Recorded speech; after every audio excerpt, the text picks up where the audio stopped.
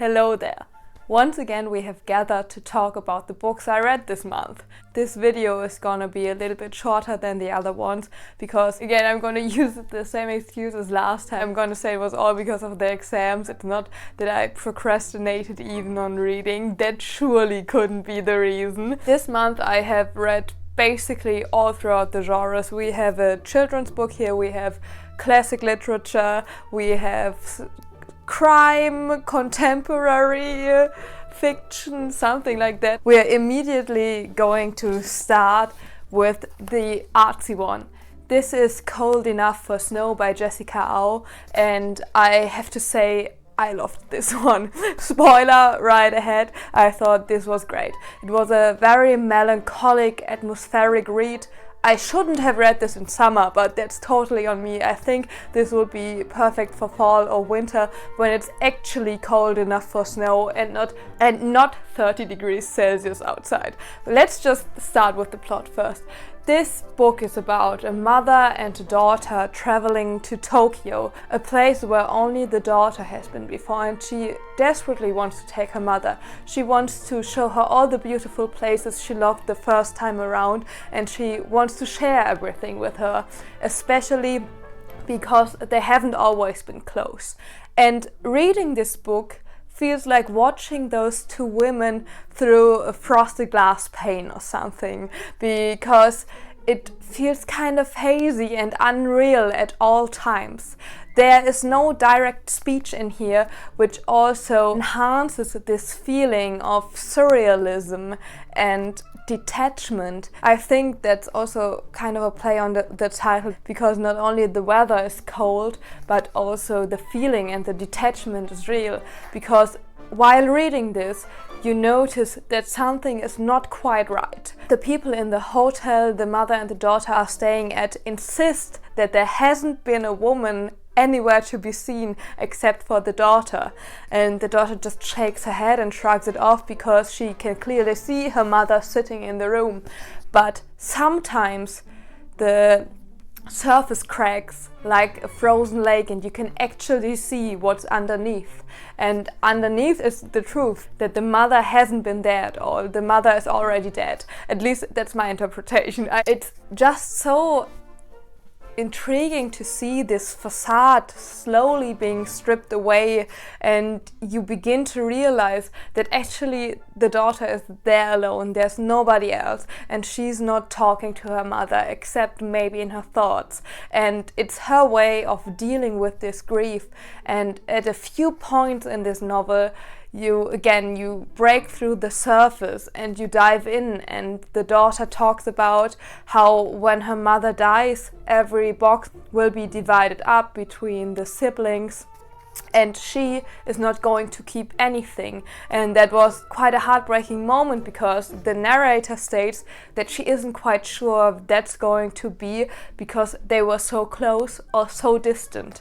And I think that that line really delivered, that really broke the ice that's been building in this novel for so long, because the whole time you are detached from those people. This is not a book you're necessarily gonna cry about, at least I didn't, and it's very easy to make me cry actually. It's very easy. So but I think that's the point of this novel. I think the author tried to bring this sense of feeling lost and feeling numb that happens in snow when you're out in the snow for too long. Everybody knows it.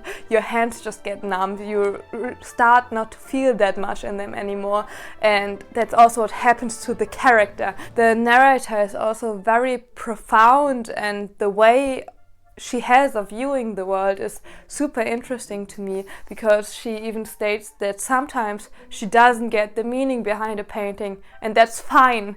You don't always have to feel something when you watch great art, and I think that also again delivers this theme of numbness that's shown all throughout the novel. Everything is cold and kind of blue, just like the book cover, and yeah, to me it was just a remarkable read. It was very great. And it also talks about how the rift between the mother and daughter started, because the mother gave up everything in her life for her daughters, and she wanted to give them what she has always dreamt of.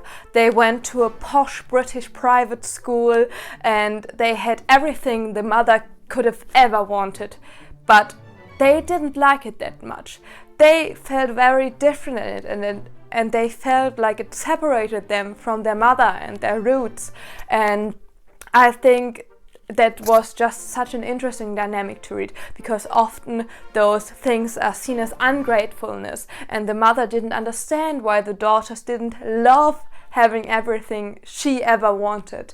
But again, I can only recommend you read this one. This was a stunning read. It was so melancholic. It was artfully delivered. Every line was at a place where it should be. There was not a line too much.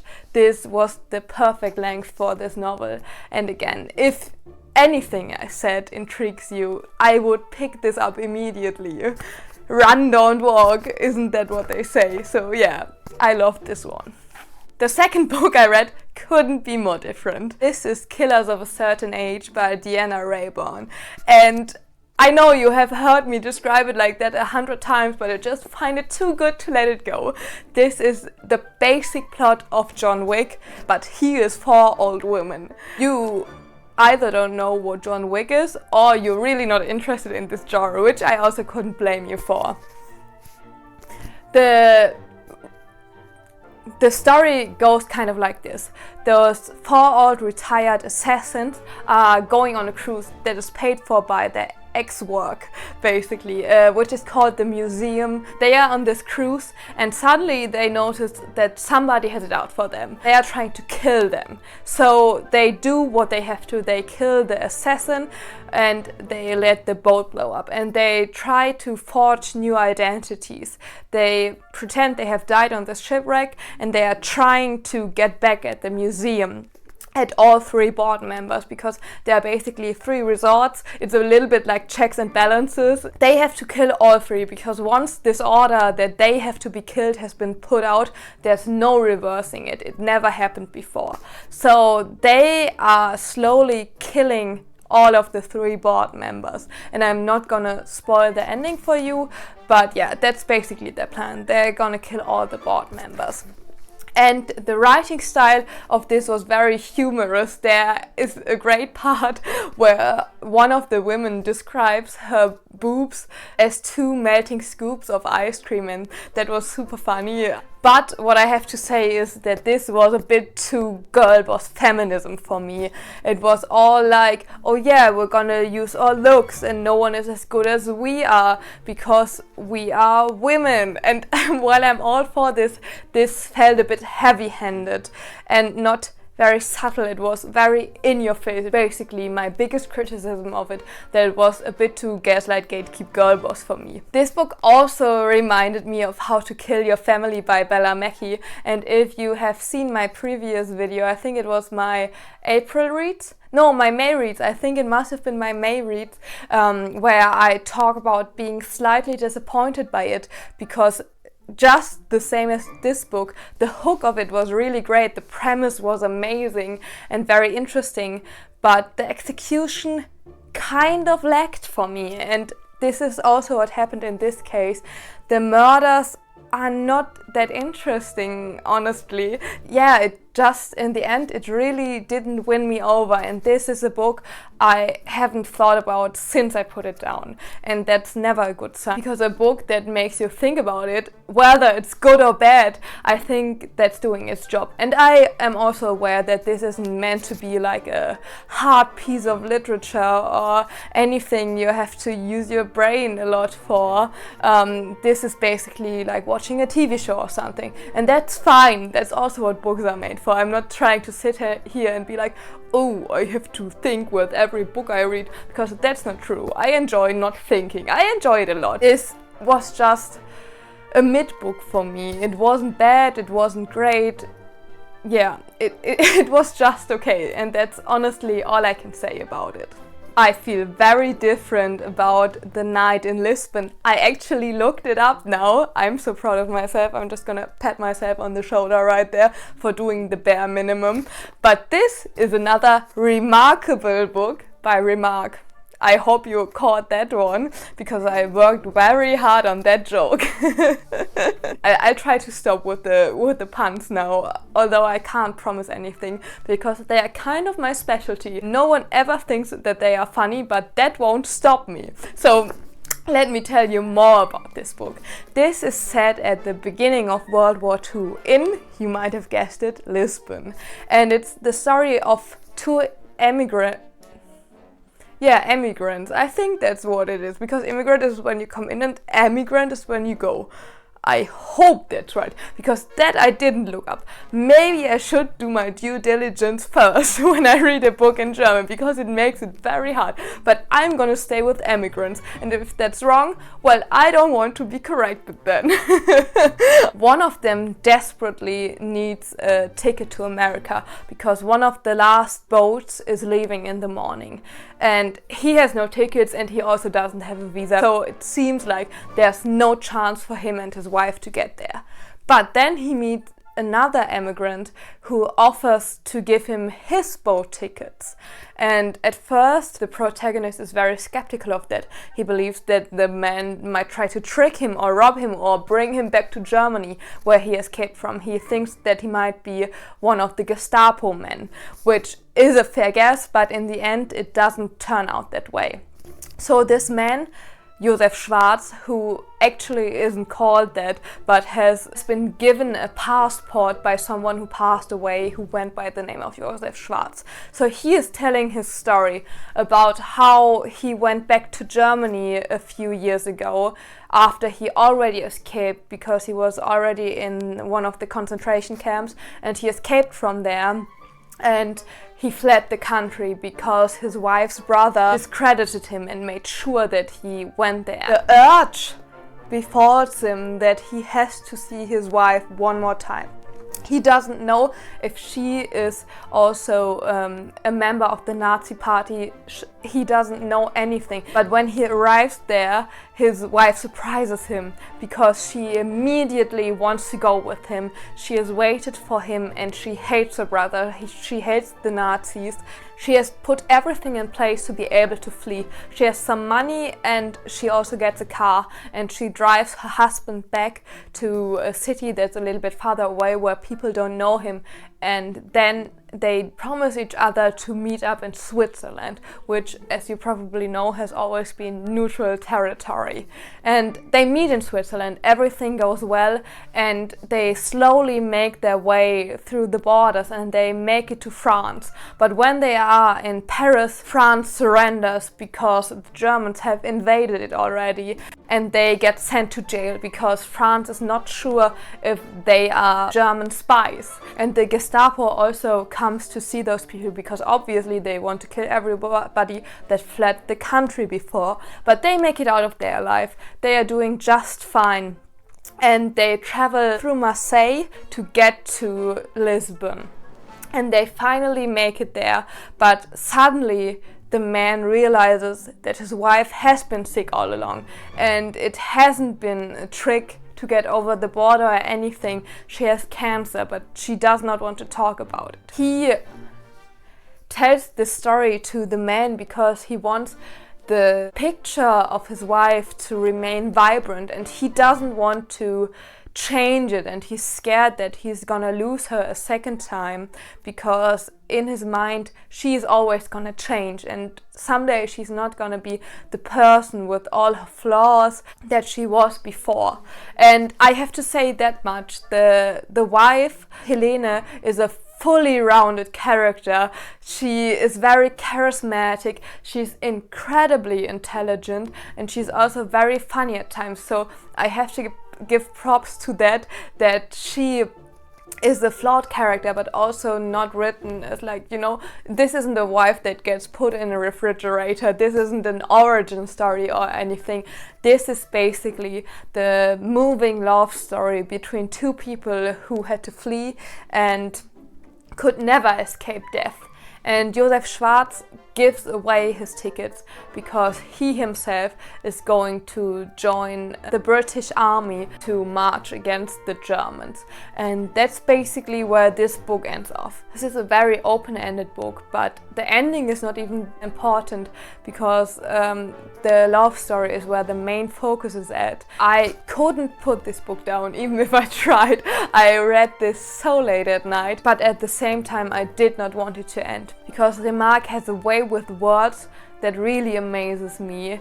He has a way of talking about the human psyche in such an interesting way, and he speaks of so many general truths I think so many people can relate to and that are also highly quotable. If you love quoting books, I think this one would be great for you. I actually have a little notebook where I sometimes write my favorite quotes from literature in. I haven't done that in a very long while, but I need to revive this tradition solely for the night of Lisbon because again, I love this. This was great. I have to say I didn't like it as much as All Quiet on the Western Front, but this one was also a stunning read. I mean, the best way I can sum it up really is that it's a story of love and loss and human cruelty, but also the inherent goodness some people have.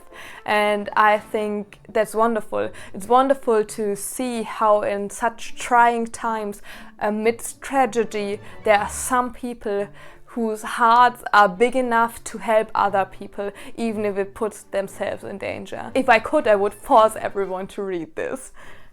The last book is a children's book, and the immediate thought I had when I finished this was this meme, you were good, but I'm waiting for you to be great. This is exactly how I feel about The Secret Garden by Frances Hodgson Burnett. It was a very heartwarming story, I have to say that, with unique protagonists, because little Mary was raised in India and she was always given her way, but her parents did not show her any love. So when her parents suddenly die of a fever, she has to go to England to live with a distant relative, and people there aren't happy to give her everything she wants. They are not serving her like she's used to being served, and still she is all alone until she meets a boy that is around her age from a family of 12 children named Dickon, and he's best friends with foxes and crows, and she's so enchanted by him. And the gardener, Ben Weatherstaff, talks to her about a secret garden that no one was allowed to go in after the wife of the owner died. And obviously Mary immediately wants to go in there. She does not like being told what to do and what not to do. And there's a robin that shows her the way into the secret garden, and Dickon helps her bring it back to life because Mary knows nothing about gardening at all. She knows nothing about being a child. She knows nothing about being outdoors. But the weather in England changes everything for her. She begins seeing the beauty in things. She sees how beautiful nature can really be, the golden sun, the wonderful flowers and everything. And at night, Mary is startled because sometimes she hears a crying voice and she doesn't know who it is until she goes looking, and she finds a boy that is about as spoiled as she was, and he takes an immediate liking to her, and she tells him everything about secret gardens and about Dickon, and slowly that boy Colin comes to life because he's been told since the day that he was born that he would grow up to have a hunchback and that he would also die very young.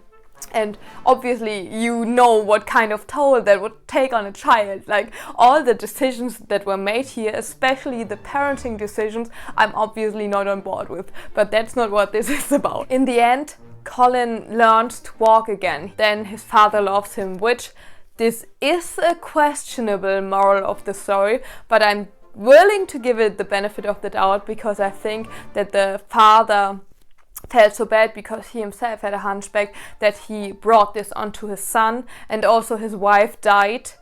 He lives and she dies, and I'm willing to give him the benefit of the doubt for that because obviously he's very depressed and he blames himself for everything his child will never be. And because this is a children's book, this obviously has a happy ending. But what I have to flag in here, and I think this is something that only someone would really mind that hasn't got a lot of nostalgia about this, because I've never read this growing up, but it's all of the casual sexism and sometimes also a bit of ableism. I don't want to speak on that too much. I don't have any first-hand experience with that, it's just the vibe it gave me, but I'm not willing to speak on that because, again, it's not my thing to judge. But the sexism I can judge, and I'm doing it. Because, in here at one point it says that if a wife had been nicer to her husband, maybe he wouldn't have hit her. And that did not sit right with me at all. But I also have to say that this is one of the only instances. Obviously, Mary gets treated as less because she is a woman, and Colin gets everything, but that's neither here nor there, because he's a very spoiled child and she also was spoiled back then, and she's also not like an heir or anything, she's just distantly related to them. So I'm willing to let that one slip under the radar. But the wife thing, very thin ice, very, very, very thin ice. A positive thing I have to say is that Burnett touches on mental illness in an interesting way, and a way that is still being taught today, that your thoughts can control how you feel. And if you only think negative thoughts and you spiral yourself into depression, you're never gonna get better. You have to put the work in, and you have to think happier thoughts and do things that make you happy and get your body moving and everything to get all of those neurotransmitters to do their fucking job. And she did not judge it at all, because everything Colin has is a mental illness. Physically he's quite well. He's just not doing so well in the sense that he's been told he's going to die since he was a child. Again, I don't even know what to say about that. I don't want to harp on this too much, because I know that a lot of people are gonna have a lot of nostalgia for it, and I see why, because it is a beautiful story. It is a heartwarming story, and it is a story full of hope and understanding and seeing how children can overcome obstacles, and I think that's a good take. I just did not like the sexism in it, but again, I think it's a product of the time, and while I'm not a fan of saying that, I will do it for this time, because she has other good takes. She's not... also, the way they are talking about Indian people, also a little bit of racism, I think. It's not in a negative way, I just think that from today's standpoint it could be racist, but again, I'm also not willing to judge on that, so I'm just bringing it up as a thinking point. Yeah, and that's everything I have to say about The Secret Garden. There we have it. That's all the books I read this month. I know it's only been 4, and maybe you're glad that this video is going to be a lot shorter than the previous ones. Who knows? Next month is gonna involve a lot more books, because I'm also going on holiday, so I'm gonna have quite some time to read, and I hope you're as excited for that as I am. So I will see you next time.